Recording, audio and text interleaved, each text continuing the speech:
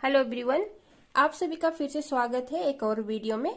आज का वीडियो में अभी हम लोग देखेंगे, पिछला वीडियो में जो सिटीजनशिप को हम लोग ने देखा था उसी का कुछ बचा हुआ था। तो सिटीजनशिप को कैसे अक्वायर किया जाता है, कैसे ग्रहण किया जाता है, कैसे किसी को सिटीजनशिप मिलता है, उसको अभी हम लोग देखेंगे। तो दोस्तों, सिटीजनशिप जो है, सिटीजनशिप एक्ट 1955 के तहत 5 तरह से किसी इंडिविजुअल को, किसी व्यक्ति को सिटीजनशिप या नागरिकता मिलता है। पहला तो है दोस्तों बाय बर्थ, जन्म के आधार पर। दूसरा है बाय डिसेंट या वंश के आधार पर, डिसेंट या वंश के आधार पर मिलता है। और तीसरा है रजिस्ट्रेशन, पंजीकरण के द्वारा। चौथा है नेचुरलाइजेशन, मतलब कि प्राकृतिक रूप से सिटीजनशिप मिलता है। और पांचवा है इनकॉर्पोरेशन, मतलब कि जब किसी टेरिटरी, किसी क्षेत्र को अधिग्रहण किया जाता है, मतलब अपने एरिया में मिलाया जाता है, तो वहां के जो सिटीजन हैं, वहां के नागरिक हैं, वो इसके नागरिक हो जाएंगे। दोस्तों, अभी हम लोग इन 5 आधारों को डिटेल में देखेंगे जिससे भारत में नागरिकता मिलता है। तो पहला तो है दोस्तों बाय बर्थ, जन्म से भारत में किसको नागरिकता मिलता है। तो जो व्यक्ति 26 जनवरी 1950 से 1 जुलाई 1987 के बीच में भारत में जन्म लेता है, भारत में पैदा होता है, उसको भारत का नागरिक कहलाएंगे। चाहे उस व्यक्ति के जो माता पिता है या उनके दादा दादी, उनके पेरेंट्स जो है भारत के नागरिक है या नहीं है, उससे कोई फर्क नहीं पड़ता है। लेकिन व्यक्ति को 26 जनवरी 1950 से लेकर के 1 जुलाई 1987 के बीच में भारत में पैदा होना चाहिए। और दूसरा प्रोविजन है दोस्तों, 1 जुलाई 1987 में जिसका जन्म होता है या उसके बाद जिसका जन्म होता है, वो भारत के नागरिक कहलाएंगे।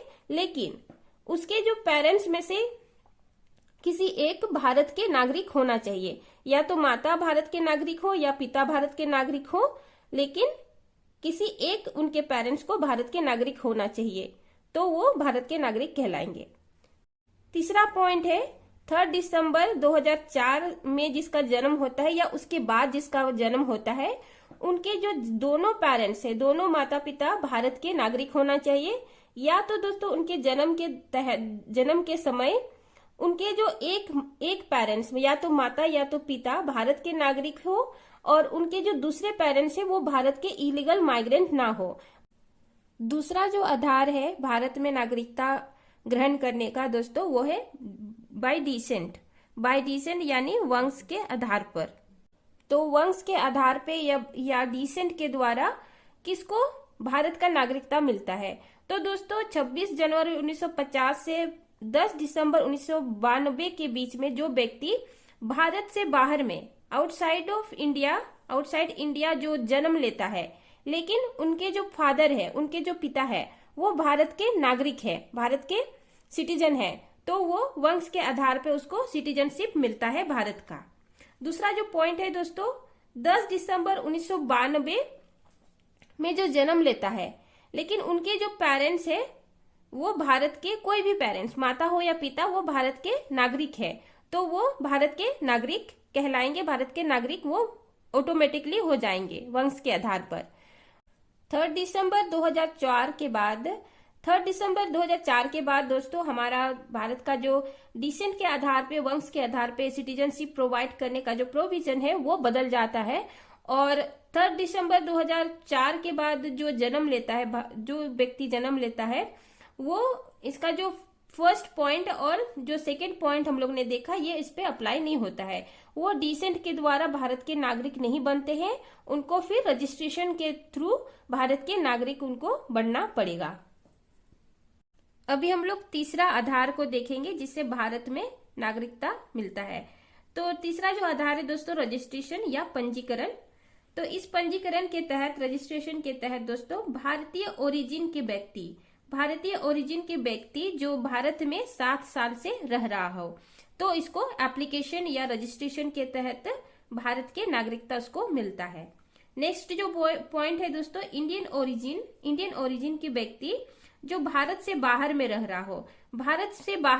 रहा हो, वो भी अनडिवाइडेड इंडिया से बाहर में, मतलब कि अनडिवाइडेड इंडिया मतलब कि इंडिया से बाहर रह रहा हो, पाकिस्तान से बाहर रह रहा हो और बांग्लादेश से, इंडिया, पाकिस्तान और बांग्लादेश से बाहर जो व्यक्ति रह रहा है जबकि वो भारतीय ओरिजिन का व्यक्ति है, तो उसको रजिस्ट्रेशन के तहत भारत के नागरिकता उसको मिल सकता है।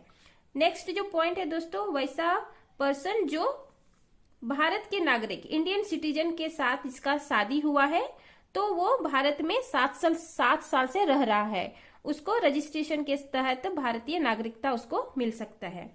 नेक्स्ट जो पॉइंट है दोस्तों, minor child of citizen of India, भारतीय नागरिक के जो छोटे बच्चे हैं उसको रजिस्ट्रेशन के तहत भारत के नागरिकता मिलता है। नेक्स्ट जो पॉइंट है, फुल एज पर्सन, जो बड़ा हो चुका व्यक्ति है दोस्तों, उसको रजिस्ट्रेशन के तहत जो इंडियन सिटीजनशिप मिलेगा कि उसके पेरेंट्स जो है भारत के नागरिक हैं, नागरिक के लिए रजिस्टर्ड कर चुके हैं। नेक्स्ट जो पॉइंट है दोस्तों, फुल एज पर्सन के लिए मतलब बड़ा हो चुका एडल्ट, बड़ा हो चुका मतलब पर्सन व्यक्ति के लिए जिनके कोई भी माता पिता भारत के नागरिक हैं, तो उनको 12 मंथ मतलब 1 साल भारत में उसको रहना चाहिए, तब जाकर के रजिस्ट्रेशन के थ्रू वो भारत का नागरिकता उसको मिलेगा। नेक्स्ट और आखिरी जो रजिस्ट्रेशन के तहत दोस्तों पॉइंट है, ओवरसीज कार्ड होल्डर, मतलब हमारा जो भारतीय ओरिजिन के लोग जो भारत से बाहर में रहते हैं, दूसरे देश के सिटीजनशिप मतलब लिए हुए रहते हैं, तो उनके पास भारत का ओवरसीज कार्ड होल्डर रहता है, ओवरसीज कार्ड रहता है। तो ओवरसीज कार्ड होल्डर अगर भारत के नागरिक बनना चाहते हैं दोस्तों, तो भारत में उसको 12 मंथ या 1 साल के लिए भारत में रहना है। इसके बाद रजिस्ट्रेशन या एप्लीकेशन के थ्रू वो भारत के नागरिक बन सकते हैं। हमारा चौथा जो आधार है दोस्तों भारत के नागरिकता मिलने के लिए, वो नेचुरलाइजेशन या प्राकृतिक रूप से। तो दोस्तों इसके तहत किसी व्यक्ति को भारत के नागरिकता मिलेगा, लेकिन वैसा व्यक्ति होना चाहिए, वैसा देश के व्यक्ति होना चाहिए जो हमारा जो सेंट्रल गवर्नमेंट है किसी व्यक्ति को बैन नहीं कर रहा हो या प्रिवेंट नहीं कर रहा हो भारत के नागरिकता मिलने से। ये जो है पहला पॉइंट है। दूसरा जो पॉइंट है दोस्तों, जैसे ही कोई व्यक्ति भारत का नागरिकता को एक्सेप्ट करता है, इंडियन सिटीजनशिप को एक्सेप्ट करता है, तो वो पहले जो उसका सिटीजनशिप था उसको कट कर देना पड़ेगा, उसको मतलब कि रिनाउंस कर देना पड़ेगा, उसको छोड़ना पड़ेगा। नेक्स्ट जो पॉइंट है, वैसा व्यक्ति जो गवर्नमेंट सर्विस में है, गवर्नमेंट ऑफ इंडिया के सर्विस में है, उसको नेचुरलाइजेशन के थ्रू भारत के नागरिकता उसको मिलेगा, जबकि वो भारत में 12 मंथ से मतलब 1 साल से भारत में रह रहा है। और नेक्स्ट जो पॉइंट है दोस्तों, वैसा व्यक्ति जिसका गुड कैरेक्टर होना चाहिए, अच्छा कैरेक्टर जिनका होना, अच्छा चरित्र कैरेक्टर जिनका है, वही नेचुरलाइजेशन के थ्रू भारत के नागरिक बन सकते हैं, ना कि कोई व्यक्ति यहाँ वहां बॉम्ब फोड़ रहा है और वो चाह रहा है कि भारत का नागरिकता मिले। ना बॉस, वैसा नहीं हो सकता है, वैसे व्यक्ति को नहीं मिलता है भारत के नागरिकता। और नेक्स्ट जो पॉइंट है दोस्तों, knowledge of language of 8th schedule. दोस्तों भारत का नागरिकता मिलने के लिए ये बहुत जरूरी है कि हमारा जो 8th शेड्यूल में जो लैंग्वेजेस है, जो लैंग्वेजेस हमारा कॉन्स्टिट्यूशन में मेंशन किया हुआ है, उनमें से मतलब कि लैंग्वेज आना जरूरी है। तो इसीलिए दोस्तों हम लोग देखते हैं कि कोई भी भारत से बाहर का जो व्यक्ति है जो जैसे कि हम लोग देख सकते हैं हमारा बॉलीवुड इंडस्ट्री में कोई भी बाहर के जो एक्ट्रेस है वो लोग थोड़ा बहुत हिंदी बोल लेते हैं। तो ये हमारा कॉन्स्टिट्यूशनल प्रोविजन है कि भारत का नागरिकता अगर आपको लेना है तो आपको लैंग्वेज आना जरूरी है, जो 8th शेड्यूल में मेंशन है। 5th जो पॉइंट है दोस्तों जिससे भारत में नागरिकता किसी व्यक्ति को मिलता है, वो है incorporation of territory. 5th number पे है दोस्तों, ये इनकॉर्पोरेशन ऑफ टेरिटरी से मतलब है दोस्तों जब हमारा भारत किसी दूसरे कंट्री का एरिया को हमारा भारत में मिला लेता है या एक्सचेंज हो जाता है किसी रीजन से, तो फिर वहां के जो रह रहे व्यक्ति जो है वो भारत के नागरिक बन जाएंगे, लेकिन ऑटोमेटिकली नहीं बनेंगे। कुछ रूल्स एंड रेगुलेशन होते हैं हमारा सेंट्रल गवर्नमेंट के पास, वो एप्लीकेशन इशू करते हैं किसी नोटिफाइड डेट तक, तो वहां के व्यक्ति जो है वहां हमारा देश के लिए एप्लीकेशन भरेंगे, एप्लीकेशन फॉर्म भरेंगे और वो हमारे भारत के नागरिक कहलाएंगे। तो ये जो सारा प्रोसेस होगा दोस्तों सिटीजनशिप एक्ट 1955 के तहत, ये जो दूसरे टेरिटरी जो हमारा टेरिटरी में मिलेंगे वहां के नागरिक के नागरिकता बनने का प्रोसेस इस एक्ट के तहत होता है। दोस्तों, हम लोग ने किन आधारों पे भारत का जो नागरिकता है वो मिलता है उसको हम लोग ने देखा। अभी हम लोग देखेंगे किस आधार पे भारत का जो सिटीजनशिप है, नागरिकता है, वो खत्म हो जाता है या कोई व्यक्ति अपना जो सिटीजनशिप है वो खो देता है। तो ये 3 तरह है। पहला तो है रिनंसिएशन के द्वारा, स्वेच्छा से। दूसरा है टर्मिनेशन, सिटीजनशिप को टर्मिनेशन कर दिया जाता है, बर्खास्त कर दिया जाता है। और तीसरा जो है डेप्रीवेशन, वंचित कर देता है, वंचित कर दिया जाता है। तो ये जो पहला है रिनंसिएशन, कोई व्यक्ति जो पूरी तरह से एज कंप्लीट है, जो एडल्ट है, जो समझदारी रखता है, वो अपने इच्छा से भारत का जो नागरिकता है उसको त्याग देता है, तो ये इसका जो सिटीजनशिप है वो खत्म हो जाता है। और दोस्तों, ये जो एडल्ट है, जो समझदार इंसान है, अगर वो भारत का नागरिकता को त्याग देता है तो उनका जो बच्चा है, अगर छोटा बच्चा है, माइनर चाइल्ड है, तो उसका भी सिटीजनशिप खत्म हो जाता है भारत का। और दूसरा जो है दोस्तों टर्मिनेशन में दोस्तों ये है कि कोई भी व्यक्ति जब किसी फॉरेन कंट्री का सिटीजनशिप लेता है, किसी दूसरे कंट्री का सिटीजनशिप लेता है, तो भारत का जो सिटीजनशिप है, नागरिकता है, वो टर्मिनेट कर दिया जाता है भारत सरकार द्वारा और उसका जो सिटीजनशिप है वो खत्म हो जाता है।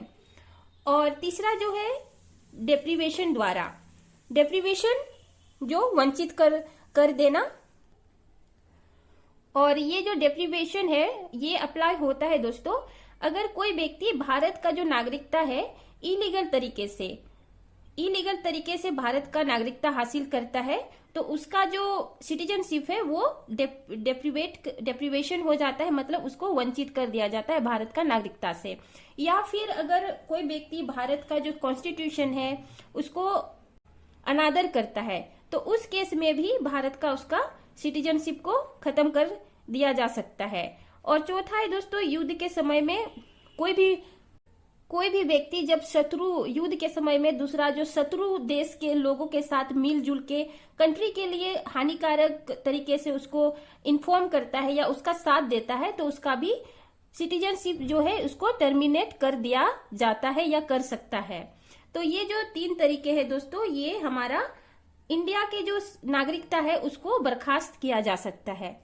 तो दोस्तों, हम लोग ने पिछला वीडियो में देखा था कि सिटीजनशिप कैसे लिया जा सकता है, सिटीजनशिप का क्या प्रोविजन है, पिछला वीडियो में हम लोग ने देखा। आज का वीडियो में हम लोग देखें कि भारत में सिटीजनशिप कैसे मिलता है किसी व्यक्ति को, या तो फिर सिटीजनशिप कैसे किसी व्यक्ति का खत्म होता है।